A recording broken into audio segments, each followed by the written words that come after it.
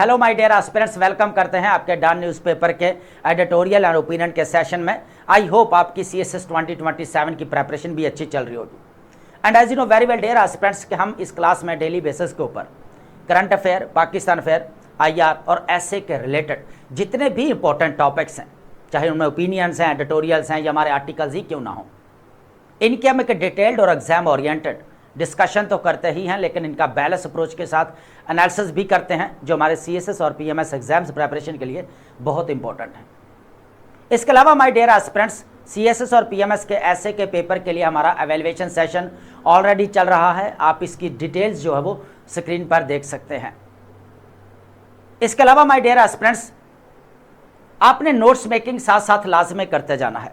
अब notes making किस तरह करनी है, नोट्स किस तरह बनाने हैं, किस तरह आप चीज़ों को लेकर चल सकते हैं, वो सारी चीज़ें जो मैं अपने प्रीवियस लेक्चर्स के अंदर क्लियर कर चुका हूं। तो अब हम चलते हैं अपने इंपॉर्टेंट टॉपिक्स की तरफ, लेकिन आपको पता है उससे पहले हम एक लिटरेरी और फिलॉसफिकल स्टेटमेंट को लाजमी डिकोड करते हैं, जो हमारे CSS और PMS के ऐसे के पेपर के पॉइंट ऑफ व्यू से काफ़ी इंपॉर्टेंट रहती है। देखिए, आज जो हमारे पास स्टेटमेंट रहने वाली है, knowledge shrinks as wisdom grows. अब यहां पर अल्फ्रेड नॉर्थ क्या कहते हैं कि जैसे ही विजडम बढ़ती है या ग्रो होती है एक इंसान के अंदर, तो उसके सामने जो इल्म है ना, जो नॉलेज है, वो भी श्रिंक होना शुरू हो जाता है या सुकड़ जाता है या सुकड़ने लगता है। अब यहां पर बात पता है क्या की जा रही है। अब बहुत सारे ऐसे लोग भी हैं जिनके पास नॉलेज कम है, लेकिन उनके अंदर अक्लो शऊर है। ठीक है, उनको पता है कि इस थोड़े से नॉलेज को हम कैसे यूटिलाइज कर सकते हैं, इसको हम कैसे प्रीशियस बना सकते हैं। इसी तरह अगर हम दूसरी साइड देखें, बहुत सारे लोग ऐसे भी होते हैं जिनके पास बहुत सारा नॉलेज है, लेकिन उनके पास अकल की कमी है, विजडम की कमी है, जिसकी बेस के ऊपर वो उस जितना भी नॉलेज होता है उसको यूज नहीं कर पाते। तो जो अक्लमंद होता है ना, उसके सामने जितना मर्जी नॉलेज है वो भी सुकड़ना शुरू हो जाता है, वो भी कम होना शुरू हो जाता है। उसकी वजह क्या है कि उसको जो है यूटिलाइज करने का तरीका आता है, उसके अंदर अक्ल है, उसके अंदर शाऊर है। अब यहां पर बात करते हैं एस्पिरेंट्स की। अब बहुत सारे एस्पिरेंट्स आपको ऐसे भी मिलेंगे जो अपने आप को 30 मार्क समझते हैं, और वो क्या बोलते हैं, आपको इंप्रेस करने की कोशिश करते हैं, आपको रेफरेंसेस देंगे, बोलेंगे मैंने ये बुक पढ़ ली, मैंने वो बुक पढ़ी है, मैं वो वहां से जो है रेफरेंस दे रहा हूं। ठीक है, तो इस तरह की आपको बहुत सारी वो जो है वो कह लेके चीजें बताएगा, लेकिन ऑन द स्पॉट जब मेन एग्जाम के अंदर बैठेगा, तो अगर उसके अंदर अकल नहीं है ना, तो वो इतना जो नॉलेज लेकर बैठा हुआ है उसको समराइज करना, उसको यूटिलाइज करना कि कौन सी चीज आंसर के अंदर लिखनी है, कौन सी नहीं लिखनी, कौन सी चीज जरूरी है, कौन सी चीज गैर जरूरी है, तो यहां पर वो फंस जाता है। तो फिर यहां पर नॉलेज हमें ज्यादा देखने को मिल रहा है, लेकिन अकल देखने को नहीं मिल रही। तो इसीलिए बोला यह जा रहा है कि जो अकल या विजडम के सामने जो है ना आपका नॉलेज, वो भी कम पड़ जाता है, वो भी सुकड़ना शुरू हो जाता है, क्योंकि विजडम ही है वो चीज ऐसी जिसकी बेस के ऊपर जो है वो हम क्या करते हैं, जो है वो अक्ल शऊर के साथ फैसला साजी करते हैं।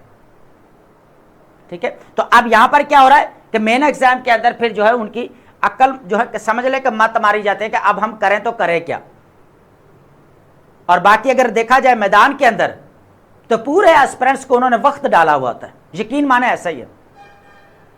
और जो बहुत कह लें कि यहां पर कह लें कि जिनके पास नॉलेज कम है, ऐसे स्टूडेंट, ऐसे एस्पिरेंट्स भी पास हो रहे हैं जो एवरेज की हम बात करते हैं, नॉलेज कम है, लेकिन उनको जो है उस कम नॉलेज को यूटिलाइज कैसे करना है ये पता है, ये उनके अंदर एक अकल है, उनके एक अंदर कह लें कि विजडम का जो एक एलिमेंट है ना वो पाया जाता है, जिसकी बेस के ऊपर वो क्या करते हैं, यहां पर सिविल सर्विस एग्जाम्स को क्रैक कर लेते हैं। बात यही है कि नॉलेज मैटर करता है, लेकिन विजडम, अकल, शऊर, ये बहुत ज्यादा इंपॉर्टेंट चीज है कि कैसे आप उस नॉलेज को यूज कर सकते हैं, यूटिलाइज कर सकते हैं।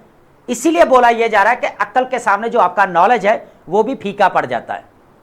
ठीक है, तो ये बात की जा रही है। तो आई होप आपने इस चीज को अंडरस्टैंड किया होगा।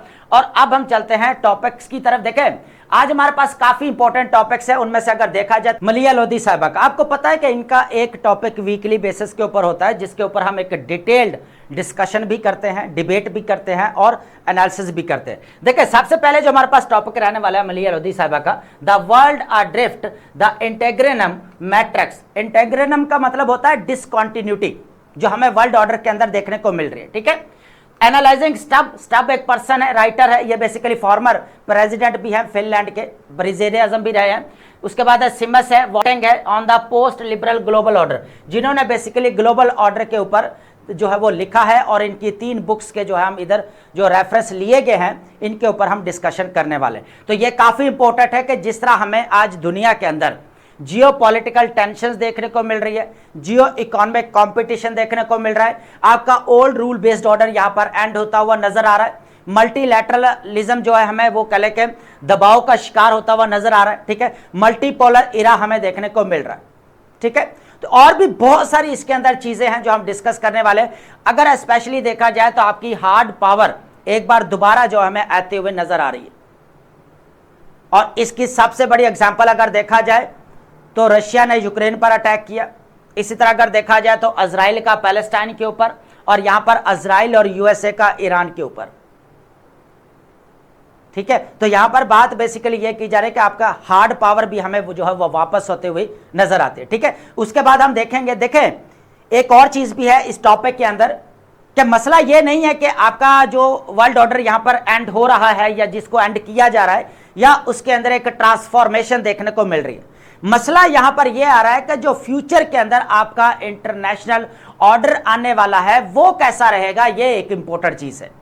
ठीक है, इसको भी अंडरस्टैंड करेंगे with references of this books. ठीक है, तो सेकंड टॉपिक हमारे पास क्या रहेगा यहां पर, चाइनीज लेसन्स फॉर पाकिस्तान। ठीक है, the architecture of self reliance. यहां पर बात की जा रही है चाइना की, कि किस तरह उसने आर्किटेक्चर बनाया यहां पर, किस बेसिकली किसका, यहां पर सेल्फ रिलायंस के लिए। ठीक है, और उसके बाद अगर देखा जाए सेल्फ टेक्नोलॉजी। ठीक है, उसके बाद अगर देखा जाए how Pakistan can replicate China's policy to industrial scaling framework. तो ये बहुत इंपॉर्टेंट टॉपिक है कि पाकिस्तान के लिए क्या लेसन्स हैं जो चाइना ने अडॉप्ट किया। देखे, अब चाइना वो कंट्री था जो पाकिस्तान से भी 2 साल बाद में आजाद हुआ। ठीक है, अब चाइना ने जो तरक्की की है वो एक दिन में नहीं की, उसको डेकेड्स यहां पर लगे हैं। और अगर आप पाकिस्तान अगर देखा जाए तो आज भी जो है वो कह लें कि इकोनॉमिक क्राइसिस का शिकार, आप यूं भी कह सकते socio economic and political challenges का सामना करना पड़ रहा है, और वही चाइना है।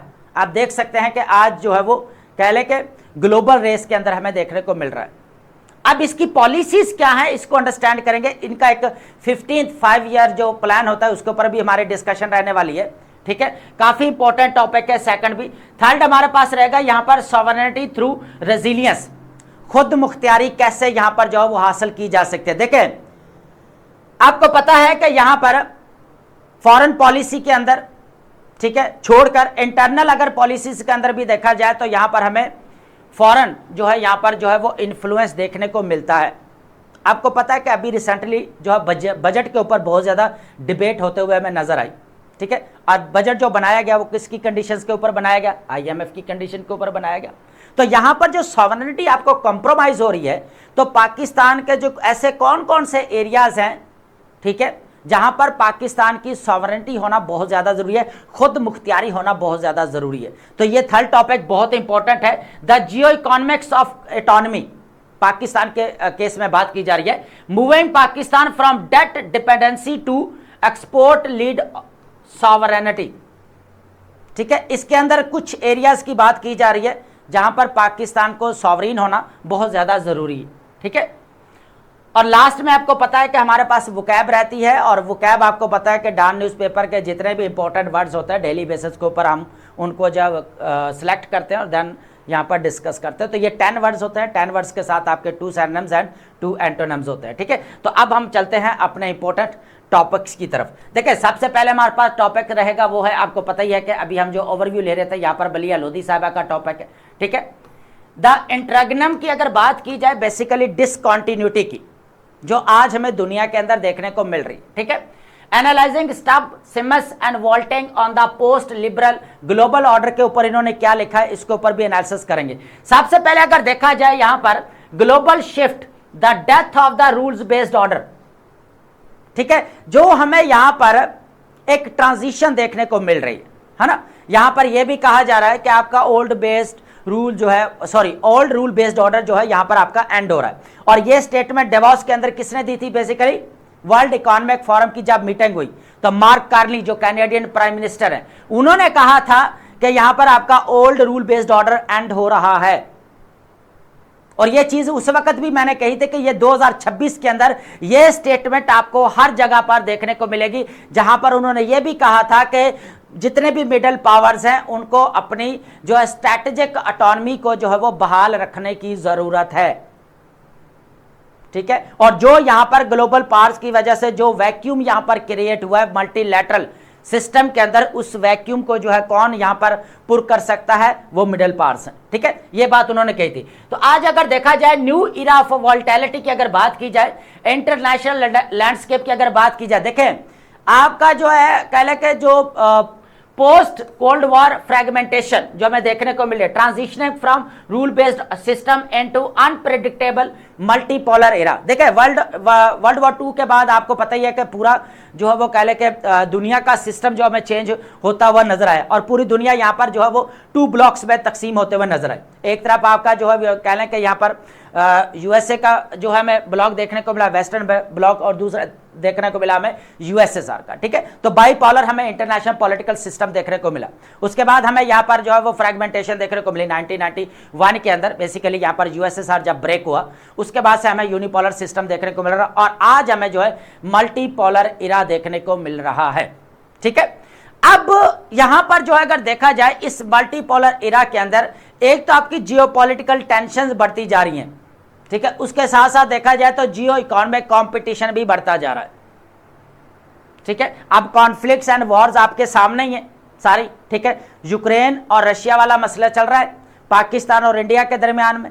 इसके अलावा अगर देखा जाए यहां पर ईरान, इजराइल और यूएसए के दरमियान में, ठीक है, जहां पर हार्ड पावर का यूज किया जा रहा है, ठीक है, ये सारी चीजें हैं। तो अगर यहां पर देखा जाए प्राइमेसी ऑफ हार्ड पावर की बात की जाए तो अब सॉफ्ट पावर जो डिप्लोमेसी थी वो यहां पर एंड होते हुए नजर आ रही, जो कि यहां पर मल्टीलैटरल इंस्टीट्यूशंस इसी वजह से बनाए गए थे यहां पर, ताकि यहां पर कोऑपरेशन हो सके अमंग द स्टेट्स। लेकिन वो चीज यहां पर आज देखने को नहीं मिल रही क्योंकि इंटरनेशनल लॉ को यहां पर फॉलो ही नहीं किया जा रहा। हार्ड पावर की सबसे बड़ी एग्जांपल है यहां पर जो है वो कह ले के ताकत की बुनियाद पर जो हमें यहां पर जो है वो जो टेरिटोरियल एक्सपेंशन देखने को मिला, ठीक है। सबसे पहले एग्जांपल यहां पर वेनेजुएला वाला केस आपके सामने ही है, जहां पर यूएसए ने कंट्रोल हासिल किया, किसकी बेस के ऊपर, हार्ड पावर की बेस के ऊपर, है ना। सख्त पावर का, सख्त ताकत का यूज करते हुए उसने क्या किया, बाई फोर्स जो है वो कंट्रोल हासिल किया। और वही चीज उसने ग्रीनलैंड के ऊपर थोपने की कोशिश की, भाई ग्रीनलैंड चाहिए कि नेशनल सिक्योरिटी का मसला है अमेरिका की, यूएसए की, तो ग्रीनलैंड चाहिए। तो ये भी चीज है क्योंकि उधर से अगर आर्किटेक्ट सर्कल के अंदर देखा जाए तो चाइना और रशिया का इन्फ्लुएंस बढ़ता जा रहा है। अगर वो ग्रीनलैंड के ऊपर आते हैं तो देन जो है वो कह ले कि यूएसए की नेशनल सिक्योरिटी को थ्रेट है, तो उसने बोला भाई ग्रीनलैंड चाहिए बाई फोर्स। लेकिन उसने ये भी कहा ट्रंप ने कि हम परचेज करना चाहते हैं। लेकिन उसके साथ साथ अगर देखा जाए बोपी आपका बनाया गया, ठीक है, बोर्ड ऑफ पीस, यूएनओ के पैरेलल बनाया गया यहां पर उसको। उसके बाद अगर देखा जाए अभी वाली जो रिसेंट एग्जांपल है 28 फेब से जो हमें देखने को मिल रही है, यूएसए ने यहां पर एपेक फ्यूरी जो है ऑपरेशन स्टार्ट किया इजराइल और इन दोनों ने मिलकर, किसके अगेंस्ट, ईरान के अगेंस्ट। इससे पहले भी 2025 के अंदर जो है वो ऑलरेडी अटैक कर चुका है, ठीक है। तो अब यहां पर बात यह की जा रही है कि हार्ड पावर की हमें वापसी देखने को मिल रही है। इसके साथ साथ दूर क्यों जाते हैं, यहां पर अगर देखा जाए रशिया ताकत थी ना, उसकी वजह से उसके ऊपर ने क्या किया, यूक्रेन के ऊपर अटैक कर दिया, ठीक है, यूक्रेन को अपने अंदर मर्ज करना चाहता है। इंडिया की सूरत हाल देख लें अगेंस्ट पाकिस्तान, ठीक है, पहलगाम अटैक, उसके बाद यहां पर जो है वॉर हमें लगती हुई नजर आई दोनों कंट्रीज के दरमियान में, ठीक है। तो हार्ड पावर का यूज किया जा रहा है अभी जो है वो करंट सिनेरियो में अगर देखा जाए, कंटेम्परेरी जो हमें सिनेरियो देखने को मिल रहा है इंटरनेशनल ऑर्डर के अंदर, ठीक है। अब ये भी चीज है comparative literary perspectives on the global transition, जो हमें ग्लोबल ट्रांजिशन देखने को मिल रही है, यहां पर जो है वो कह लें कि हमें लिटरेरी पर्सपेक्टिव जो देखने को मिल रहा है वो क्या है। यहां पर जैसे मैंने पहले भी बताया कि 3 बुक्स का जो हम यहां पर एनालिसिस करने वाले हैं, जो यहां पर रेफरेंसेस बेसिकली दिए गए हैं, ठीक है। तो ये बहुत इंपॉर्टेंट टॉपिक है, मैंने पहले भी कहा था कि इसको लाजमी आपने नोट करना है, फुल टॉपिक आपने नोट करना है, ठीक है। अब अगर देखा जाए यहां पर comparative literary perspectives on the global transition, अब मैंने एक चीज यहां पर कही थी कि मसला यह नहीं है कि आपका ग्लोबल ऑर्डर यहां पर एंड हो रहा है या रूल बेस्ड ऑर्डर यहां पर आपका खत्म हो रहा है। मसला यह है कि आने वाला इंटरनेशनल ऑर्डर कैसा रहेगा, यह एक बहुत बड़ा क्वेश्चन मार्क है, अपने आप में ही एक बहुत बड़ा सवालिया निशान है। यकीन माने अभी तो आपको मल्टीपोलर एरा देखने को मिल रहा है ना, आप ज्यादा खुश ना हो कि ये मल्टीपोलर एरा आ रहा है और हमारा मजे मजे, भाई नहीं, ऐसा नहीं है। मल्टीपोलर ऑर्डर के अंदर पहले तो कोई ग्लोबल सिस्टम था ना, मल्टीलैटरल इंस्टीट्यूशन स्ट्रेंथन थे ना, अब वो भी देखने को नहीं मिल रहे। अब यही होगा कि जिसकी लाठी उसकी भैंस, और यहां पर कंपटीशन बढ़ेगा। जब हर स्टेट यह कहेगी कि मुझे स्ट्रैटेजिक ऑटोनॉमी चाहिए, तो क्या कंपटीशन नहीं बढ़ेगा? कंपटीशन बढ़ेगा, क्लैशेस भी बढ़ेंगे, कॉन्फ्लिक्ट्स भी यहां पर आपको बढ़ते हुए नजर आएंगे रीजनल लेवल के ऊपर। देख सकते हैं पाकिस्तान और अफगानिस्तान सूरत हाल सामने ही है, पाकिस्तान और इंडिया सामने ही यहां पर, ठीक है। चाइना और इंडिया सामने है एक दूसरे के। मिडिल ईस्ट के अंदर चले जाए, पैलेस्टाइन वाला इशू, गजा वाला इशू, यहां पर ईरान और इजराइल, ये सारा आप देख सकते हैं। उसके साथ साथ देखा जाए गल्फ स्टेट्स, ठीक है। तो ये चीज भी है। तो सबसे पहले हमारे पास जो रहने वाले हैं यहां पर राइटर हैं अलेक्जेंडर स्टब। अलेक्जेंडर स्टब आपको पता है, मैंने पहले भी बताया कि ये फिनलैंड के प्रेसिडेंट भी रहे हैं, ठीक है। फॉर्मर जो है, मैं यहां पर वजीर आजम, वजीर खारजा भी देखने को मिले। इनकी एक बुक है द ट्रायंगल ऑफ पावर, यहां पर ट्रायंगल की बात की जा रही है। ट्रायंगल कौन कौन से, इसके ऊपर भी हम डिस्कशन करने वाले हैं, ठीक है। ट्रायंगल पावर कौन कौन सी है? Rebalancing the new world order, तो किस तरह जो है यहां पर न्यू जो है यहां पर वर्ल्ड ऑर्डर को रीबैलेंस जो है वो किया जा सकता है, या किस तरह जो रीबैलेंस जो है वो की तरफ लेकर जाया जा सकता है। सबसे पहले अगर देखा जाए, ये जो यहां पर ट्रायंगल ऑफ पावर की बात की जा रही है, यहां पर सबसे पहले ग्लोबल वेस्ट। ग्लोबल वेस्ट में कौन आता है? आपका यूएसए। यूएसए के साथ जितने भी यहां पर उसके अलायंस है, यूरोपियन कंट्रीज की बात की जा रही है। इसके साथ साथ अगर देखा जाए ग्लोबल ईस्ट, ग्लोबल ईस्ट के अंदर आपका कौन आ रहा है? यहां पर रशिया आ रहा है आपका, उसके बाद आपका चाइना आ रहा है, ठीक है। अब लास्ट में हमारे पास रहेगा ग्लोबल साउथ। अब अगर देखा जाए तो मल्टीपोलर एरा के अंदर हमें यह नहीं देखने को मिला कि भाई आगे तक एक ही जो है वो ग्लोबल पावर कौन सी है। यह चीज भी एक इंपॉर्टेंट है, क्योंकि अगर देखा जाए तो यहां पर जियोपॉलिटिकल टेंशन बढ़ती हुई नजर आ रही है, और उसके बाद अगर देखा जाए तो जियो इकोनॉमिक जो है कंपटीशन में हमें बढ़ता हुआ नजर आ रहा है, ठीक है। अब ग्लोबल साउथ यहां पर, अब देखिए ग्लोबल साउथ बेचारी क्या कर रही है? ग्लोबल साउथ तो जो है वो हर चीज से जो महरूम होते हुए नजर आ रही है। कंपटीशन चल रहा है यहां पर ग्लोबल पावर्स का, इंपैक्ट किसके ऊपर पड़ रहा है? यहां पर ग्लोबल साउथ के ऊपर। तो यहां पर ताकतवर जो कंट्रीज है, जो ग्लोबल पावर्स की हम बात कर रहे हैं, तो उनको भी जो मिडिल पावर्स है उनके जो है कि यहां पर उनके भी मफादात को सामने जो है या उनको भी अहमियत देनी चाहिए। सबसे इंपॉर्टेंट ये भी चीज है। उसके अलावा अगर देखा जाए तो ग्लोबल साउथ के अंदर जो मिडिल पावर्स है वो बेसिकली यहां पर क्या कर रही हैं? वो तो मल्टीलैटरलिज्म को यहां पर स्ट्रेंथन करने की बात करते हैं, ठीक है। उनको पता है कि अगर हम सरवाइव कर सकते हैं तो सिर्फ और सिर्फ किसकी वजह से? मल्टीलैटरल इंस्टीट्यूशंस की वजह से। फॉर एग्जांपल यहां पर हमारे पास यूएनओ, जो प्रीवियस लेक्चर्स के अंदर हमने एक चीज डिस्कस की थी, चाइना और पाकिस्तान ने मिलकर एक प्रपोजल बेसिकली दिया है कि यूएनएससी के अंदर, सिक्योरिटी काउंसिल के अंदर किस तरह रिफॉर्म किए जा सकते हैं। पाकिस्तान ने भी प्रपोजल दिया। तो अब यहां पर अगर देखा जाए इस जो है इंटरनेशनल जो है ऑर्डर के अंदर या ग्लोबल ऑर्डर के अंदर के मिडल पावर्स हैं वो किस तरह जो है सरवाइव कर सकती हैं, ठीक है। उनके लिए जो है बेसिकली क्या यहां पर सजेशन एक ही है कि वो मल्टीलैटरलिज्म को यहां पर क्या कर रही है? स्ट्रेंथन करते हुए नजर आ रही है, ताकि वो सरवाइव कर सके।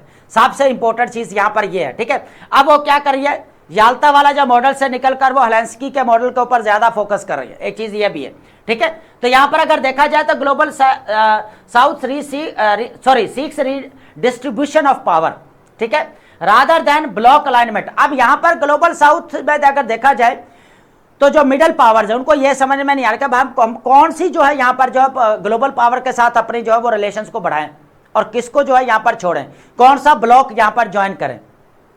ठीक है। तो अब यहां पर ये कशमकश चल रही है, लेकिन आपको पता होना चाहिए कि मिडिल पावर जो है वो हमेशा जो है वो कह ले कि हमें कोई भी ग्लोबल पावर कोई भी जो है यहां पर ब्लॉक्स को ज्वाइन करते हुए नजर नहीं आती। अब यहां पर अगर देखा जाए मार्क कार्नी की अगर बात की जाए तो उसने जो यहां पर स्टेटमेंट दी थी कि मिडिल पावर्स को जो है अपनी स्ट्रैटेजिक इकोनॉमी को जो है बहाल करना पड़ेगा, इसके ऊपर फोकस करना पड़ेगा। अब ये ट्रेडिशनल मिडिल पावर्स हैं, ऑस्ट्रेलिया हो गया आपका, यहाँ पर कनाडा हो गया, लेकिन जो मॉडर्न है, मॉडर्न के अंदर आपका सऊदी अरेबिया आता है, जैसे टर्की आता है। अब यहाँ पर पाकिस्तान का भी नाम लिया जा रहा है, जिस तरह पाकिस्तान ने अपना रोल प्ले किया है ना। तो अब ग्लोबल साउथ के अंदर अगर देखा जाए तो मार्जिनलाइज्ड कौन है, यहाँ पर आपके अंडर डेवलप्ड कंट्रीज हैं, ठीक है। तड़प तो वो रहे हैं, कंपटीशन ग्लोबल लेवल का आपस में चल रहा है ग्लोबल पावर्स का, लेकिन इंपैक्ट नेगेटिव किसके ऊपर पड़ रहा है सबसे ज्यादा, यहां पर ग्लोबल साउथ के ऊपर, ठीक है। सबसे बड़ा इंपैक्ट आप यहां पर क्लाइमेट चेंज का ही ले लें। इंडस्ट्री किसकी स्ट्रांग है यहां पर, चाइना की, यूएसए की। इंपैक्ट किसके ऊपर पड़ रहा है, थर्ड वर्ल्ड कंट्रीज के ऊपर, जो पुअर कंट्रीज है उनको भुगतना पड़ रहा है। तो यही चीज यहां पर बेसिकली कही जा रही है। इसके अलावा अब हम बात करते हैं जो हमारे पास सेकंड है, ब्रैंडन सिमस क्या कहता है, the return of the great powers, ठीक है। जो ग्रेट पावर्स की हमें वापसी देखने को मिल रही है। देखें, charge the resurgence of raw geopolitics and weaponisation of economic interdependence. आपने इस चीज को अंडरस्टैंड करना है। ग्लोबलाइजेशन की बात करते हैं, देखें ग्लोबलाइजेशन की अगर बात की जाए तो हमें ये कोई न्यू फिनोमेना नहीं देखने को मिल रहा, बल्कि ये हमें एंशिएंट सिल्क रोड से देखने को मिल रहा है, ठीक है। उसके बाद से अगर इसकी जब हमें डेवलपमेंट देखने को मिली वो यहाँ पर जब यूरोप के अंदर इंडस्ट्रियल रेवोल्यूशन हमें देखने को मिला, तब हमें ग्लोबलाइजेशन देखने को मिली। फिर यहाँ पर आफ्टर वर्ल्ड वॉर 2 जो है यहाँ पर हमें ग्लोबलाइजेशन जो है यहाँ पर बढ़ते हुए नजर आई, और यहाँ पर कहा गया कि ग्लोबलाइजेशन जो है वर्ल्ड वॉर 2 के बाद यूएसए का लीड करदा मॉडल है, और ग्लोबलाइजेशन एक आपका प्रोसेस है। अब यहाँ पर कुछ एक्सपर्ट्स का यह कहना है कि ग्लोबलाइजेशन के एडवांटेजेस भी हुए हैं, फायदे भी हुए हैं, लेकिन कुछ यहाँ पर एक्सपर्ट्स का यह भी कहना है कि इसके जो है वो कहले के नुकसानात ज्यादा हुए, और फायदा सबसे ज्यादा किसको हुआ, यहाँ पर डेवलप्ड कंट्रीज को, और नेगेटिव इंपैक्ट किसके ऊपर पड़ा, यहाँ पर डेवलपिंग कंट्रीज के ऊपर, पुअर कंट्रीज के ऊपर, थर्ड वर्ल्ड के ऊपर। बात यहां पर की जा रही है इंटरडिपेंडेंस की। हम ग्लोबलाइजेशन की बात करते हैं ना, ये एक प्रोसेस है बेसिकली। इसके अंदर क्या है कि पूरी दुनिया जो है वो कनेक्ट हो गई है, ठीक है। अब यहां पर क्या हो रहा है कि हम जो ग्लोबल विलेज की बात करते हैं, ठीक है, यही चीज हमें देखने को मिल रही है, इंटरडिपेंडेंस। आज स्टेट्स जो है वो एक स्टेट दूसरी स्टेट के ऊपर जो वह डिपेंडेंट हमें देखने को मिल रही है, और यही चीज है। देखिए ग्लोबलाइजेशन के अंदर सबसे फायदा किसको हुआ, यहां पर ग्लोबल पावर्स को, ठीक है। अब यहां पर पुअर कंट्रीज को क्या होना था, उनकी तो डिपेंडेंसी और बढ़ गई, उनके तो जो रिसोर्सेस थे वो सारे एक्सट्रैक्ट करके जो है यहां पर शिफ्ट कर दिए गए ग्लोबल पावर्स की तरफ, ठीक है। अब यही चीज हमें यहां पर IMF देख लें, वर्ल्ड बैंक देख लें, आपको कर्जे दे रही है। डिपेंडेंसी यहां पर देखें ग्लोबलाइजेशन के ऊपर के अंदर बेसिकली जो पुअर कंट्रीज है किसकी डिपेंडेंसी देखें, किसके ऊपर देखने को मिल रही है, ग्लोबल पावर्स के ऊपर।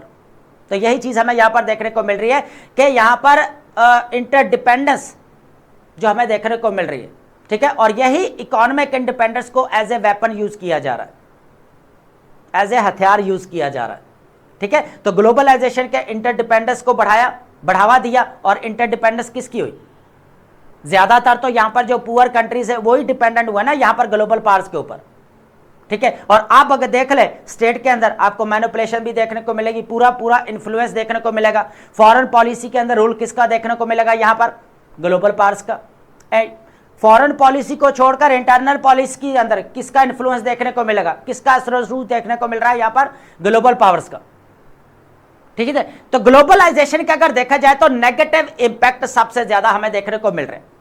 हम बात करते हैं ना कि आज हम बैठे बैठे इधर से जो एप्पल का फूल यहाँ पर जो वो कह ले के इंपोर्ट कर सकते हैं, मंगवा सकते हैं, कोई भी चीज मंगवा सकते हैं। तो भाई हम दूसरों की चीजें यहाँ पर खरीद रहे हैं ना, हमारी तो इंडस्ट्री, डोमेस्टिक इंडस्ट्री डूब चुकी है ना।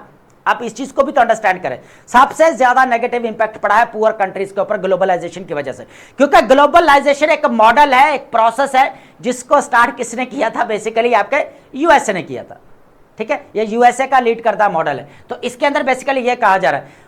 सेकंड पॉइंट की बात की जाएगा यहां पर ग्लोबल गवर्नेंस की। तो ग्लोबल गवर्नेंस अगर देखा जाए तो आपका वीक हमें पढ़ते हुए नजर आई या कमजोर हो चुकी है। उसकी वजह क्या है कि जो इंटरनेशनल जो ऑर्डर है, जो उसके लॉ है, उसको फॉलो नहीं किया जा रहा भाई, सीधी सी बात है। तो यहां पर कहा जा सकता है कि आपका जो ओल्ड रूल बेस्ड ऑर्डर है वो यहां पर आपका एंड होते हुए हमें नजर आ रहा है। इस तरह अगर देखा जाए जो हमें ग्लोबल पावर्स हैं, ठीक है, वो यहां पर हमें और ज्यादा अपना इन्फ्लुएंस बढ़ाते हुए नजर आ रही है। लेकिन अभी जो कंटेम्परेरी सिनेरियो के अंदर अगर बात की जाए ना, तो ग्लोबल पावर्स की बात अगर की जाए, देखें अब हम ये नहीं कह सकते कि कंटेम्परेरी सिनेरियो के अंदर एक ही कंट्री की जो हमें हेजमनी देखने को मिलेगी, तो ऐसा पॉसिबल नहीं है। बल्कि यहाँ पर जिस तरह का मल्टीपोलर ऑर्डर हमें देखने को मिल रहा है, यहाँ पर कई जो हमें यहाँ पर ग्लोबल पावर्स हमें देखने को मिलेंगी, ठीक है, ये चीज़ भी कही जा रही है। उसके बाद है predicts a world dominated by competing great powers without single hegemon. यही बात की जा रही है कि ग्रेट पावर्स तो होंगी लेकिन कोई किसी एक की हेजमनी नहीं होगी, ठीक है। Where military might actively supersedes international law and economic logic. अब यहां पर क्या हो रहा है, मिलिट्री फौज का ज्यादा इस्तेमाल किया, जिसके पास आप देखेंगे मिलिट्री ताकत ज्यादा है, इन्फ्लुएंस उसी का ज्यादा देखने को मिलेगा। लेकिन इस मिलिट्री ताकत से भी हटकर जो है वो यहां पर क्या करना पड़ेगा, बेसिकली डिप्लोमेसी के ऊपर फोकस करना पड़ेगा, ठीक है, इकोनॉमी के ऊपर फोकस करना पड़ेगा, एथिक्स को सामने रखना पड़ेगा। लेकिन वो चीज आपको कहीं ना कहीं पर यहां पर कंप्रोमाइज होते हुए नजर आ रही है, जिस तरह का हमें मल्टीपोलर ऑर्डर अभी कंटेम्परेरी सिनेरियो के अंदर अगर देखने को मिल रहा है, ठीक है। तो अब हम बात करते हैं, हमारे पास लास्ट है, थर्ड नंबर पर है जैक वॉटलिंग। बेसिकली क्या कहते हैं यहां पर, state craft the new rules of power in divided world. अब जो वर्ल्ड यहां पर डिवाइड हो चुके हैं, मल्टीपोलर एरा की बात की जा रही है, तो यहां पर किस तरह के रूल्स होने चाहिए, क्या न्यू रूल्स होने चाहिए। तो यहां पर एक बात की जा रही है स्टेट क्राफ्ट, यहां पर रियासती हिकमत अमली, इसकी बात की जा रही है। इसका जो इंटरेस्ट है ना इसके अंदर, जो राइटर का मेनली वो यही है कि स्ट्रैटेजिक नताइज को कैसे जो है वो हासिल किया जा सकता है। अब जो भी यहां पर हिकमत अमली बनाई जा रही हैं, जो भी स्ट्रैटेजीज बनाई जा रही है, रियासतें जो बनाती है, उसका जो बोझ किसके ऊपर पड़ेगा, इंसानों के ऊपर ही पड़ेगा ना। यही चीज बेसिकली यहां पर कही जा रही है। देखें बाईपोलर जो हमें यहां पर इंटरनेशनल पॉलिटिकल सिस्टम देखने को मिला, तो दो ही यहां पर हमें पावर देखने को मिली। अब मल्टीपोलर वर्ल्ड ऑर्डर के अंदर तो हमें मल्टीपल जो है यहां पर ग्लोबल पावर देखने को मिलेंगी, ठीक है। इस तरह आपका यूएसए है, चाइना है, रशिया है, इस तरह हमें जो है यहां पर ग्लोबल मल्टीपल जो है यहां पर ग्लोबल पावर देखने को मिलेंगे, ठीक है। अब न्यू रूल्स क्या हो सकते हैं, इंपॉर्टेंट चीज ये है कि जो यहां पर मिलिट्री पावर का यूज किया जा रहा है, ठीक है, डिफेंस के साथ, आप यूं कह लें कि डिफेंस के साथ साथ जो है यहां पर एक चीज इंपॉर्टेंट है, और वो क्या है, यहां पर डिप्लोमेसी है। उसके बाद अगर देखा जाए यहां पर मुआशियत है, टेक्नोलॉजी है, इस्लाहात है, सॉरी यहां पर अगर देखा जाए इतलात है, इंफॉर्मेशन की बात की जा रही है। तो ये सारी चीजें जो है यहाँ पर हिकमत अमली के अंदर जो है इंक्लूड होने चाहिए, स्टेट क्राफ्ट के अंदर जो रियासती हिकमत अमली की हम बात कर रहे हैं, ठीक है। तो यहाँ पर अगर देखा जाए मल्टीपोलर एरा के अंदर जो बड़ी ताकतें हैं, जो यहाँ पर अपनी ताकत को मेंटेन रखना चाहते हैं, ये सारी चीजें, लेकिन यहाँ पर मसला तो मिडिल पावर्स को है ना, ठीक है, जो थर्ड वर्ल्ड है उनको मसला है ना, जो पुअर कंट्रीज है उनको मसला है ना। तो फोकस किसके ऊपर यहाँ पर होना चाहिए, बेसिकली देखा जाए तो डिफेंस के साथ साथ इकोनॉमी के ऊपर, ठीक है, डिप्लोमेसी के ऊपर, टेक्नोलॉजी के ऊपर, इंफॉर्मेशन के ऊपर। तो ये चीज बेसिकली यहां पर की जा रही। फोकस ऑन स्ट्रैटेजिक नेविगेशन, अभी मैंने कहा with in chaotic and multipolar जो एनवायरमेंट हमें देखने को मिल रहा है, ठीक है। उसके बाद है asserts that successful states survive not by pure size और रिसोर्स वेल्थ। सिर्फ दौलत की बेस के ऊपर यहां पर सर्वाइव नहीं कर सकती, बल्कि क्या करना पड़ेगा, इंप्लीमेंटिंग यहां पर कॉम्प्रिहेंसिव स्टेट क्राफ्ट, यहां पर रियासती हिकमत अमली across all civil and defensive domains, ठीक है। तो हर जगह पर जो है रियासती जो है यहां पर हिकमत अमली अपनाना जरूरी है, ठीक है। यही चीज बेसिकली यहां पर कही जा रही है। तो आई होप आपने यहां पर तीनों के रेफरेंसेस को अंडरस्टैंड किया होगा कि बेसिकली किस तरह ग्लोबल ट्रांजिशन हमें देखने को मिल रही है, या इंटरनेशनल ऑर्डर के ऊपर हम किस तरह अपनी अंडरस्टैंडिंग बिल्ड कर सकते हैं, ठीक है। अब यहां पर जियोपॉलिटिकल लेवलर्स की बात की जा रही है, the leverage of middle powers. अब यहां पर बात की जा रही है the failure of absolute dominance, ठीक है। अब जियोपॉलिटिकल लेवलर्स हमें किस तरह देखने को मिल रहा है, और यहां पर लिवरेज ऑफ मिडल पावर्स। अब देखा जाए तो अब भी जो है मिलिट्री पावर जो है यहां पर ग्लोबल पावर्स के पास ही है, और यहां पर यूएसए के पास है, चाइना के पास है, रशिया के पास है। लेकिन यहां पर जिस तरह ईरान ने स्टैंड किया, तो ईरान ने बेसिकली कौन सी चीजों के ऊपर ज्यादा स्टैंड किया, बेसिकली यहां पर जिस तरह असिमेट्रिकल वॉरफेयर हमें देखने को मिली ईरान की तरफ से। तो इंपॉर्टेंट चीज यहां पर क्या है, मिलिट्री सुपीरियरिटी तो यहां पर है, इनकैपेबल गारंटी टोटल विक्ट्री। तो यहाँ पर टोटल विक्ट्री जो यहाँ पर बात की जा रही है, एब्सोल्यूट विक्ट्री के ऊपर हमने बात की थी, जो यूएसए चाहता है। लेकिन यहाँ पर ईरान के पास भी क्या है, सिमेट्रिकल वॉरफेयर जो इसने स्टार्ट की, for example drones, missiles, technology, AI आप यहाँ पर टूल या डिवाइसेस कह सकते हैं, डिफेंस सिस्टम के अंदर जो यूज किए जाते हैं, तो वो भी ईरान की तरफ से यहाँ पर यूज किए गए। ठीक है, this is demonstrated by unresolved outcomes of Operation Epic Fury, यहाँ पर स्टार्ट किया गया ईरान के अगेंस्ट, तो एसिमेट्रिकल वॉरफेयर का सामना करना पड़ा। तो यहाँ पर हमें जो है वो कह लें कि अब ग्लोबल पावर के जो यहाँ पर देखने को मिल रही है, मिलिट्री पावर तो है, लेकिन अगर देखा जाए जो एसिमेट्रिकल हमें टैकर्स देखने को मिल रहे हैं, वो आज भी यहाँ पर जो वो कह लें कि पुअर कंट्री या अंडर डेवलप्ड कंट्रीज के पास है। रशिया ने यूक्रेन के ऊपर जो अटैक किया, अभी भी वॉर चल रही है। ठीक है, ये इंडिया और पाकिस्तान हमारा कॉन्फ्लिक्ट आपके सामने ही है, जिस तरह जो है यहाँ पर कह लें मिसाइल्स या ड्रोन्स का इस्तेमाल किया गया। ठीक है, the rise of middle powers की बात की जा रही है, critical global debate centres on the whether middle powers can actively rewrite geopolitics. ठीक है, तो यहाँ पर जो वो मार्क कार्नी वाली वही स्टेटमेंट है कि अब जो यहाँ पर जो वैक्यूम इंटरनेशनल लेवल के ऊपर जो क्रिएट किया गया है ग्लोबल पावर्स की तरफ से, तो अब इसको कौन यहाँ पर फिल कर सकता है, वो है यहाँ पर मिडल पावर्स। तो ये बात यहाँ पर मार्क कार्नी ने की थी। Collective coalitions of the middle income states are increasingly recognised as a having the potential to engage with global super powers. तो यहाँ पर आप देख सकते हैं कि अगर इनका कलेक्टिव कोलिशन हमें देखने को मिले मिडिल पावर्स का, तो ये यहाँ पर सुपर पावर्स के साथ एंगेज कर सकती है from position of the disconnect structural strength. तो डिफरेंट लेवल के ऊपर या डिफरेंट यहाँ पर आप कह सकते हैं स्ट्रक्चरल स्ट्रेंथ के अंदर जो है वो सुपर पावर्स के साथ एंगेज कर सकती है, अगर यहाँ पर कलेक्टिव कोलिशन हमें देखने को मिले मिडिल पावर्स का। ठीक है, तो ये एक बहुत इंपॉर्टेंट चीज थी। तो आई होप आपने इस टॉपिक को अंडरस्टैंड किया होगा, ये बहुत इंपॉर्टेंट है। इसके अंदर जो चीजें हमने डिस्कस की हैं उनको आपने लाजमी नोट करना है। ठीक है, अब हम बात करते हैं सेकंड टॉपिक की, हमारे पास रहने वाला आर्किटेक्चर ऑफ सेल्फ रिलायंस। जिस तरह यहां पर चाइना ने अपने कह ले अपने आप को यहां पर कह ले के स्टैंड करवाया या अपने पांव पर खड़ा रहा, इसी तरह जो है पाकिस्तान को भी जरूरत है कि वो अपने पांव पर खड़ा हो। ठीक है, लेकिन यहां पर जो कह ले के चाइनीज लेसन्स फॉर पाकिस्तान वो क्या क्या है, इनके ऊपर हम डिबेट करते हैं। सबसे पहले अगर देखा जाए how Pakistan replicate China's policy to industrial scaling framework. सबसे पहले अगर देखा जाए structure evolution from factory to innovation power house. सबसे इंपॉर्टेंट चीज यहां पर फैक्ट्री और इनोवेशन पावर हाउस है, जिसकी वजह से हमें यहां पर चाइना जो है यहां पर जो है वो कह लें कि उसकी इकोनॉमी बढ़ते हुए नजर आई या वो आज हमें ग्लोबल पावर बनते हुए नजर आ रहा है। ठीक है, तो ये चीज इंपॉर्टेंट है। सबसे पहले अगर देखा जाए ग्लोबल इनोवेशन शिफ्ट, यहां पर चाइना ने क्या किया, अगर देखा जाए तो कम्युनिस्ट पार्टी जो हमें देखने को मिल रही है, अब ये कम्युनिस्ट पार्टी ऑफ चाइना ये 1921 के अंदर है, जो अभी 105th जो है यहां पर एनिवर्सरी अपनी जो है वो सेलिब्रेट कर रही है। तो Beijing has a transition from the size driven manufacturing base into top tiring global innovation hub. अब यहां पर जो इसने स्टार्ट लिया ना, वो अपनी इंडस्ट्री से लिया। किससे लिया, यहां पर अपनी इंडस्ट्री से। इसने क्या किया कि डोमेस्टिक लेवल के ऊपर इंडस्ट्रीज को बूस्ट अप किया, प्रोडक्शन को बढ़ाया। देखिए चाइना को पता था कि अगर हम ग्लोबल लेवल के ऊपर बायलैटरल रिलेशंस जो है वो रखते हैं कंट्रीज के साथ, तो उनकी मार्केट्स तक जो हमें एक्सेस मिलती है उसका फायदा उठाया जाए और अपनी प्रोडक्शंस को उनकी मार्केट्स के अंदर जो है वो क्या किया जाए, जो है वो पहुंचाया जाए। तो इसी चीज ने यहां पर इसको फायदा दिया।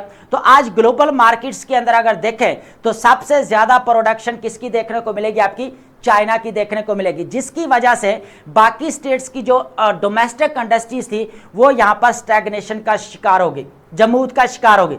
स्पेशली अगर यूएसए की बात की जाए, जो हम बात करते हैं 2025 के अंदर टैरिफ वॉर जो देखने को मिले, यूएसए ने टैरिफ क्यों लगाए, बेसिकली क्योंकि यही वजह थी, यहां पर चाइना की प्रोडक्शन बढ़ती जा रही है, यूएसए की जो डोमेस्टिक इंडस्ट्रीज है वो यहां पर स्टैग्नेशन का शिकार है। ठीक है, उसने क्या किया, यहां पर भर भर के टैरिफ लगाए ताकि डोमेस्टिक इंडस्ट्री को अपलिफ्ट किया जा सके। यही चीज है कि यहां पर चाइना जो आज स्टैंड कर रहा है सिर्फ फैक्ट्री की वजह से, सिर्फ इंडस्ट्री की वजह से। हर एक घर छोड़कर जो दूसरा घर यहां पर कोई ना कोई चीज प्रोड्यूस कर ही रहा है चाइना के अंदर। तो चाइना जहां पर भी जाता है, जिसके साथ भी अपने बायलैटरल रिलेशंस कायम करता है, तो इसको पता है पीछे से प्रोडक्शन बहुत ज्यादा है, इनके मार्केट तक हमने एक्सेस मिल गई है, लेकिन सामने वाले को मार्केट तक एक्सेस देना जो है वो मुश्किल है। उसकी वजह क्या है, क्योंकि सामने वाले की प्रोडक्शन ही नहीं है। ठीक है, वो कैसे देगा, चाइना की खुद ही जो प्रोडक्शन अपनी मार्केट भरी पड़ी है, तो दूसरे की यहाँ पर क्या जो वो कह ले के प्रोडक्शन आएगी। यही बात तो यहाँ पर फ्रेडरिक मर्ज जो जर्मनी के चांसलर हैं, जब चाइना का विजिट किया तो उन्होंने क्या कहा था कि भाई आपकी प्रोडक्शन हमारी मार्केट के अंदर पड़ी है, कुछ खुदा का खौफ करो, हमें भी यहाँ पर प्रोडक्शन बढ़ाने दो। तो इस चीज के ऊपर भी डिस्कशन हुई है।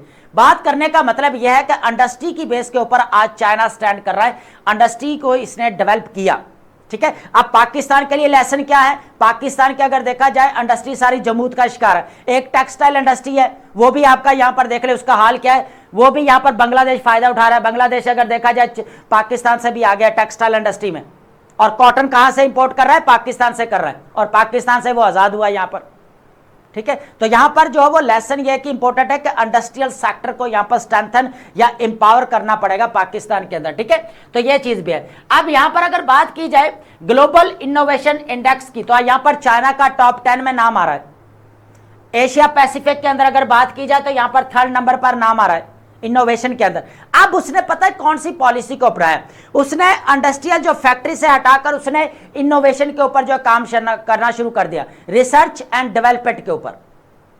तो टोटली इनोवेशन के ऊपर फोकस है अभी चाइना का, ठीक है। अगर देखा जाए applied testing ecosystem, advanced manufacturing serves as the testing ground for this transition, ठीक है। तो इंपॉर्टेंट चीज यही है कि हमें जिस तरह चाइना के अंदर एडवांसमेंट देखने को मिल रही है, इनोवेशन देखने को मिल रही है, टेक्नोलॉजिकल डेवलपमेंट देखने को मिल रहा है, तो इससे टोटली जो हमें यहाँ पर ट्रांजिशन होती हुई नजर आ रही है, और वो भी स्मूथली, ठीक है। अब इतने डेकेड हो गए हैं, अब ये वही चाइना था जो पाकिस्तान से आफ्टर 2 ईयर आजाद हुआ, ठीक है।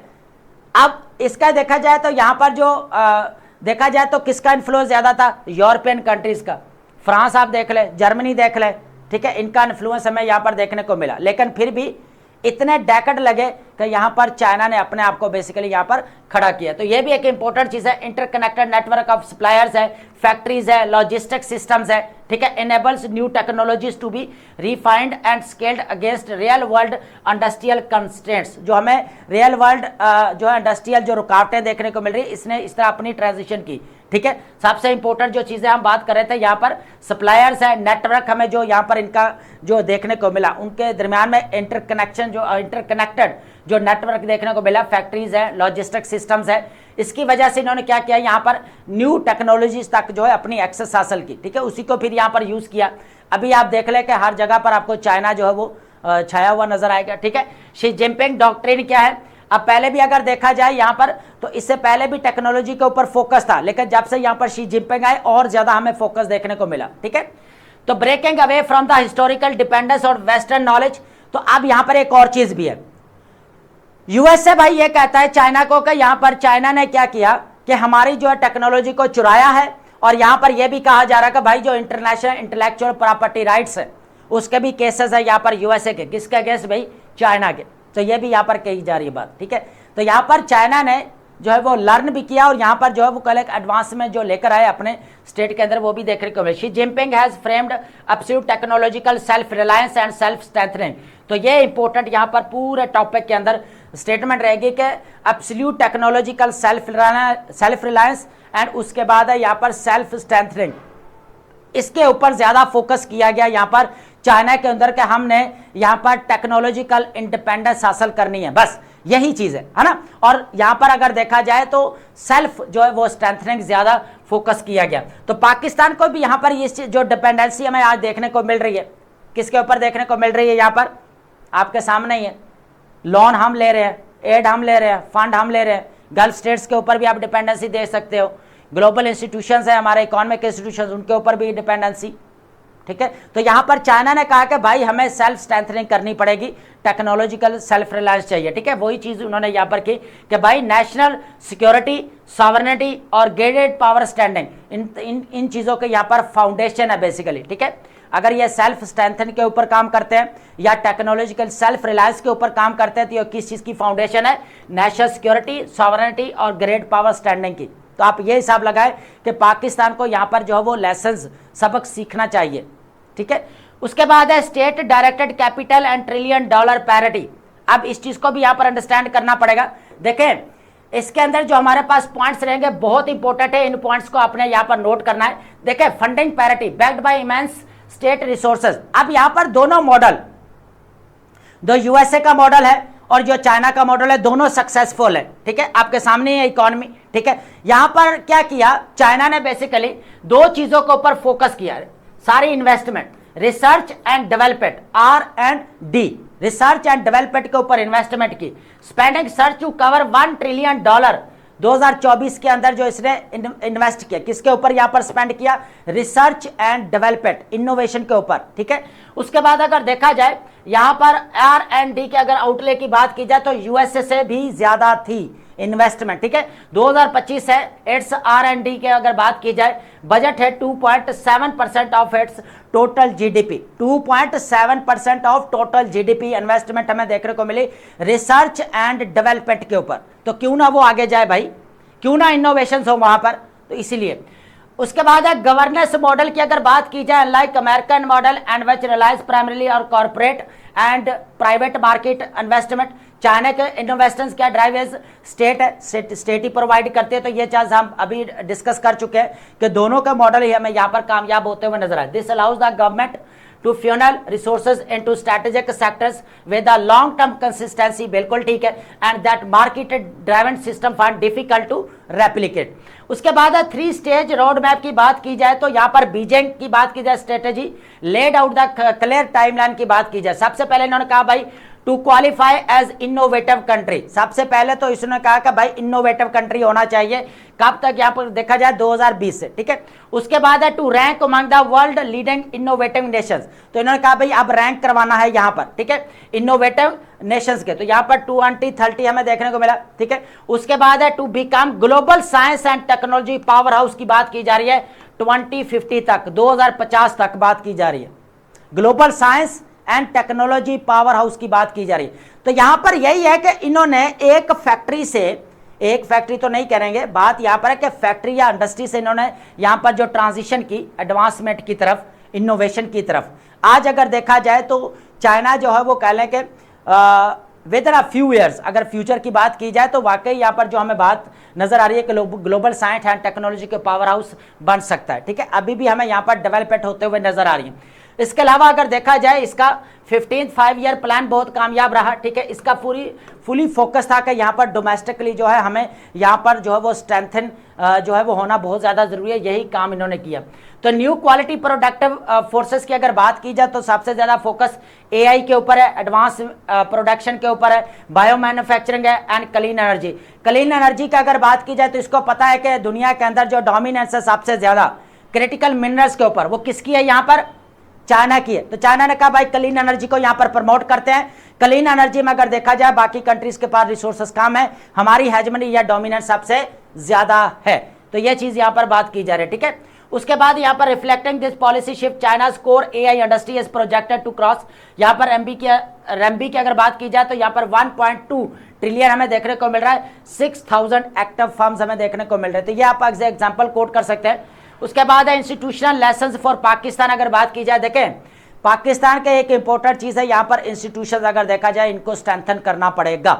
डोमेस्टिकली अगर देखा जाए पाकिस्तान को जो इंपावर करना पड़ेगा। For Pakistan the most vital lesson from its strategic partner is not any individual piece of technology but the system behind it, पूरा सिस्टम इसके पीछे है। ठीक है, that to transfer its young and fast urbanising population into source of actual productivity. जो हमने बात की थी कि यहाँ पर क्या होना चाहिए, बेसिकली प्रोडक्टिव कैपेबिलिटीज होनी चाहिए। ठीक है, एक चीज तो वो भी है। Pakistan must build the connective tissue, अगर देखा जाए इंस्टीट्यूशंस है, टैलेंट पाइपलाइंस है, रेगुलेटरी फ्रेमवर्क्स है, capable of moving innovations from policy signal to large scale industrial adoption. तो ये बहुत इंपॉर्टेंट चीज है, इंडस्ट्रियल अडॉप्टेशन। तो पाकिस्तान को भी देखें, ये या 1 या 2 दिन की बात नहीं है, पाकिस्तान को यहाँ पर इंडस्ट्रीज डेवलप करनी पड़ेगी। अगर इंडस्ट्रीज यहाँ पर डेवलप नहीं होती तो हम जो बात करते हैं ना, जो ख्वाब देखते हैं एक्सपोर्ट ओरिएंटेड ग्रोथ, तो ये कभी भी नहीं हो सकता यहाँ पर जितनी देर तक हम यहाँ पर प्रोडक्शन नहीं बढ़ाएंगे। देखें एक्सपोर्ट किस चीज की करेंगे आप, प्रोडक्शन की करेंगे ना, या स्किल्ड वर्कर की करेंगे। ऑलरेडी अगर देखा जाए ब्रेन ड्रेन आपके पाकिस्तान में बढ़ती जा रही है। ठीक है, 8 लाख के करीब जो है लोग यहाँ पर जो है बाहर चले गए, जो स्किल्ड लोग हैं, इंजीनियर है, डॉक्टर्स है, प्रोफेसर है यहाँ पर। ठीक है। तो अब यहां पर अगर देखा जाए तो सबसे ज्यादा जो हम बात करते थे ना अपने प्रीवियस लेक्चर के अंदर, एक टॉपिक हमने डिस्कस किया था, प्रोडक्टिव कैपेबिलिटीज को बढ़ाना पड़ेगा। भाई वो बढ़ाते जाएंगे, आगे यहां पर लेबर को आप बेचेंगे, तो इंडस्ट्रीज को यहां पर जो है वो डेवलप करना पड़ेगा, बिल्ड करना पड़ेगा। देन ही जो है हम कहीं ना कहीं पर एडवांसमेंट की तरफ जा सकते हैं, इनोवेशन की तरफ जा सकते हैं, रिसर्च एंड डेवलपमेंट के ऊपर जो है फोकस करना पड़ेगा पाकिस्तान को, ठीक है। तो ये लेसन है बेसिकली फॉर पाकिस्तान चाइना की तरफ से, ठीक है। तो किस तरह चाइना ने यहाँ पर तरक्की की, हालांकि चाइना जो है पाकिस्तान का नेबर कंट्री है और पार्टनर भी है यहाँ पर, ठीक है। तो आई होप आपने इस टॉपिक को यहाँ पर अंडरस्टैंड किया। और अब हम चलते हैं अपने last topic, Jio economics of autonomy, ठीक है। बात की जा रही है सॉवरेनिटी, ठीक है। अब सॉवरेनिटी यहां पर खुद मुख्तियारी की बात की जा रही है। भाई जियो इकोनॉमिक ऑटोनॉमी चाहिए, सबसे पहले ये जरूरी है। Moving Pakistan from debt dependency, सबसे पहले जो यहां पर आपकी खुद मुख्तियारी कंप्रोमाइज हो रही है डेट डिपेंडेंसी की वजह से, इसको काम करना पड़ेगा। उसके बाद टू एक्सपोर्ट लीड जो सॉवरेनिटी, वही बात आ गई ना, एक्सपोर्ट लीड ग्रोथ वाली, है ना। तो ये चीज भी है। तो जब तक आपकी इंडस्ट्री स्ट्रांग नहीं होगी तो आपकी प्रोडक्शन कैसे, मींस प्रोडक्शन ही नहीं होगी तो आगे आप क्या एक्सपोर्ट करेंगे, है ना। रिकॉन्सेप्चुअलाइजिंग, यहां पर अगर देखा जाए तो सॉवरेनिटी द इकोनॉमिक इंपेरेटिव, ठीक है। The shift from military to economy, देखे सफारतकारी ठीक है, डिप्लोमेसी भी ठीक है, सारी चीजें ठीक है, लेकिन इकोनॉमी को लेकर चलना यह भी एक बहुत इंपॉर्टेंट चीज है। देखे चाइना ने सबसे ज्यादा क्या किया है, इंडस्ट्री को डेवलप किया, इकोनॉमी को स्ट्रेंथन करने की कोशिश की, ठीक है, यही चीज है। इन changing and fragmented global order की अगर बात की जाए, जिस तरह हमें ग्लोबल ऑर्डर फ्रेगमेंटेड होता हुआ नजर आ, फ्रेगमेंटेड मींस तोड़ फोड़ का शिकार नजर आ रहा है। Sovereignty is no longer primarily military और डिप्लोमेटिक मैट्रिक, ठीक है। अब सिर्फ मिलिट्री या डिप्लोमेटिक मैट्रिक तक नहीं रही है, ठीक है। अब क्या है कि it is strictly economic one, तो इकोनॉमी के ऊपर भी जो है यहां पर आपकी सॉवरेनिटी बेस करती है, ठीक है। अगर आज पाकिस्तान अगर इकोनॉमिकली स्ट्रेंथन होता, स्ट्रांग होता, तो आपको क्या लगता है जो यहाँ पर इतनी जो है कह ले कि डिप्लोमेसी का जो डोर ओपन हुआ, इतना जो हमें यहाँ पर लंबा अरसा लगा है कि यहाँ पर सीज फायर करवाने में या अग्रीमेंट साइन करवाने में, तो आप अगर यहाँ पर इकोनॉमिकली पाकिस्तान स्ट्रांग होता तो इतनी नौबत ना आती, ठीक है। तो डोमेस्टिकली अगर पाकिस्तान स्ट्रांग होता, जिसके ऊपर हम पहले भी डिस्कशन काफी कर चुके हैं। तो इकोनॉमिक एक्सटर्नल बजट फाइनेंस, सबसे पहले अगर देखा एक्सटर्नल बजट आपका बन रहा है, इतने देर तक डिबेट चल रही है, इन्फ्लुएंस किसका है, कंडीशंस किसकी हैं, आईएमएफ की हैं। तो आपकी सॉवरेनिटी यहाँ पर कंप्रोमाइज हुई या नहीं, हो गई ना। उसके बाद है एनर्जी डिपेंडेंसी आपको देखने को मिल रही है, किसके ऊपर है, गल्फ स्टेट्स के ऊपर डिपेंडेंसी देखने को मिल रही है। यूएन ने क्या किया, भाई हमारा कर्जा दो वापस, 3.5 ट्रिलियन ऑन द स्पॉट उनको देना पड़े, खड़े पांव उनको वापस करना पड़े। ये तो सऊदी अरेबिया का भला हो, स्ट्रेटेजिक डिफेंस पैकेज साइन हुआ, उसने हमें $3 बिलियन दिए। लैक ऑफ टेक्नोलॉजी, पाकिस्तान के पास टेक्नोलॉजी नहीं है, तो सॉवरेनिटी कहां से आएगी। आजकल जो हम बात कर रहे थे ना, टेक्नोलॉजी नेशनल सिक्योरिटी सॉवरेनिटी के लिए बहुत इंपॉर्टेंट है, जिस तरह हम चाइना का भी टॉपिक डिस्कस करते आए हैं, ठीक है, ये चीज भी है।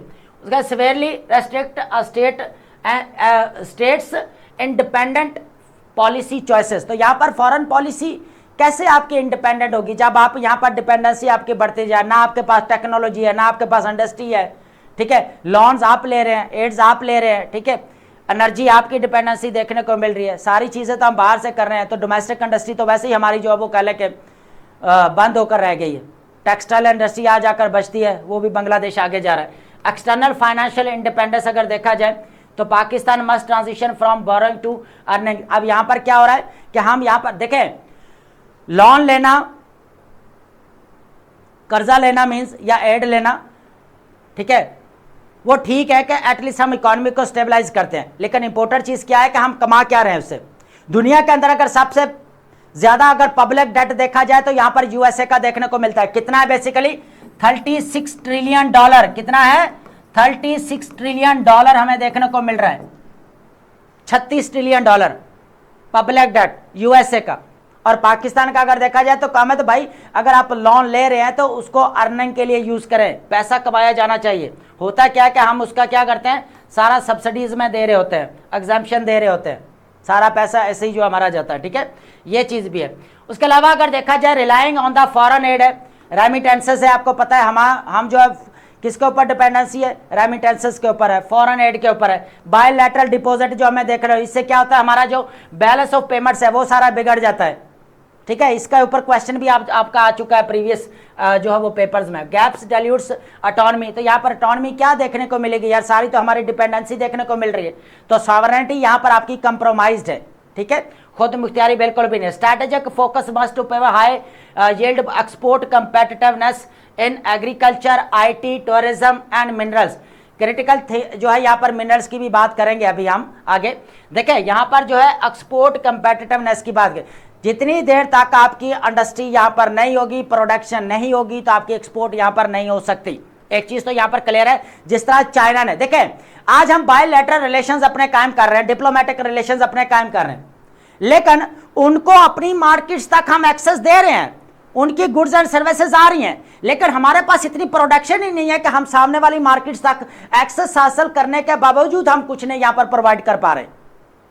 प्रोडक्शन होगी तो उनकी मार्केट्स तक कोई एक्सेस होगी ना, एक्सपोर्ट ओरिएंटेड ग्रोथ होगी सॉरी, वो नजर नहीं आती। फिजिकल सॉवरेनिटी है यहाँ पर ब्राउनिंग पाकिस्तान नैरो इनएकेटेबल।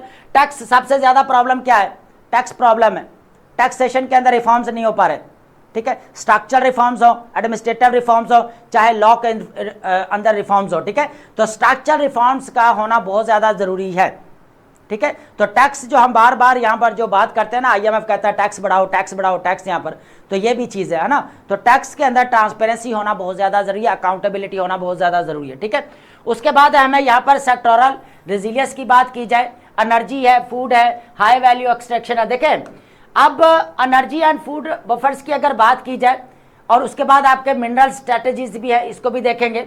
तो to withstand external disruption the state must lower its exposure to global energy shocks by modernizing its transmission grid and shifting to domestic renewable energy resources, ठीक है।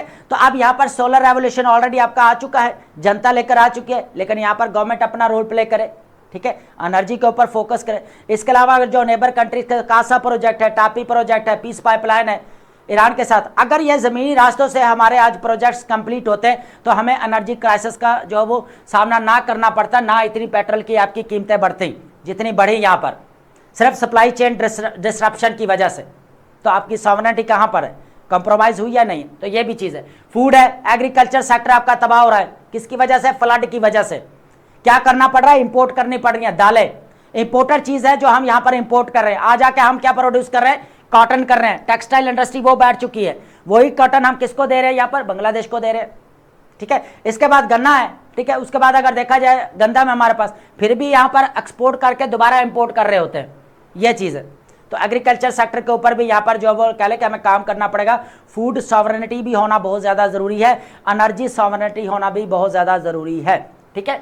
अब minerals strategy की बात करें, रिकोडेक के अंदर copper है, गोल्ड आपका भरा पड़ा है, आप यहाँ पर निकालने की बात करते हैं, निकाल जाके आप जब प्रोसेसिंग के ऊपर बाहर देते हैं तो आपको पीछे क्या बचेगा, ठीक है, प्रॉफिट बहुत कम होता है। अगर वही प्रोसेसिंग का सिस्टम यहाँ पर हो, निकालने का सारी चीज़ें, देन ही उसके ऊपर सही प्रॉफिट कमाया जा सकता है।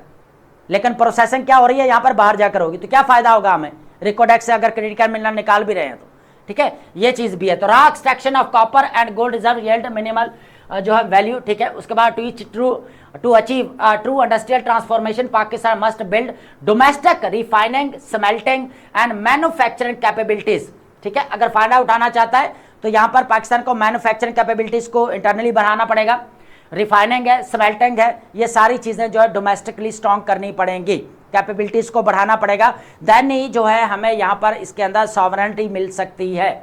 उसके बाद हमारे पास क्या रहेगा, lesson of the domestic capabilities है, ये बहुत ईजी है।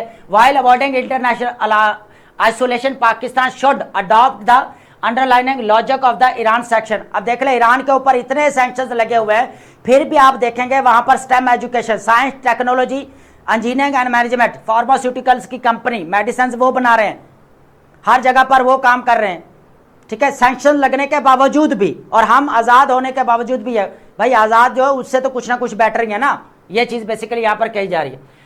इरा रेजिलियंस, इन्वेस्टिंग हैविली इन होमोग्राउंड, ठीक है। उसके बाद इंजीनियरिंग है, डिफेंस है, फार्मास्यूटिकल्स है, expertise, pharmaceutical expertise makes a state for more resilient to foreign coercion. तो यहाँ पर दबाव जो है बैरूनी नहीं आ सकता, यहाँ पर मजबूती होती है। डिफेंस सिस्टम देख ले, ईरान का स्ट्रॉन्ग है, सिमेट्रिकल वॉर लड़ा है ना यूएसए के अगेंस्ट, तो यहाँ पर मैदान के अंदर भी टेबल के ऊपर यही कहा जा रहा है अकॉर्डिंग टू एक्सपर्ट्स कि जंग जीत चुका है, जंग जीत चुका है। तो ये चीज यहां पर कही जा रही है कि बेसिकली यहां पर सॉवरेनिटी जो है वो कंप्रोमाइज नहीं होनी चाहिए। Technological, trade and institutional anchors की अगर बात की जाए तो डिजिटल इंफ्रास्ट्रक्चर्स, आज आपको पता है कि यहां पर एआई का इरा हमें देखने को मिल रहा है। हम अभी चाइना वाला टॉपिक डिस्कस करके आ रहे हैं, जो 15th 5 ईयर प्लान है उसका फोकस ही यह है कि एआई के ऊपर, ठीक है, एडवांस्ड टेक्नोलॉजी के ऊपर फोकस है। तो आज हमें यहां पर जो है वो कह ले कि एआई के अंदर भी डिजिटल सॉवरेनिटी भी जरूरी है, डिजिटल इंफ्रास्ट्रक्चर्स बनाने चाहिए, साइबर सिक्योरिटी है, आर्टिफिशियल इंटेलिजेंस है, क्लाउड कंप्यूटिंग है, लोकल डाटा मैनेजमेंट है, ठीक है। हम क्या कर रहे हैं, बाहर वालों को यूज कर रहे हैं, तो हमारा डाटा कहां पर जा रहा है, बाहर वालों के पास, किसी वक्त भी कुछ भी हो सकता है, ठीक है। तो आज जो हम मोबाइल फोन यूज करते हैं और बड़ा खुश होकर फिंगर टिप वाला लेते हैं ना, तो फिंगर जब आप लगाते हैं तो पूरी आइडेंटिटी आपके सामने चली जाती है कंपनीज के पास।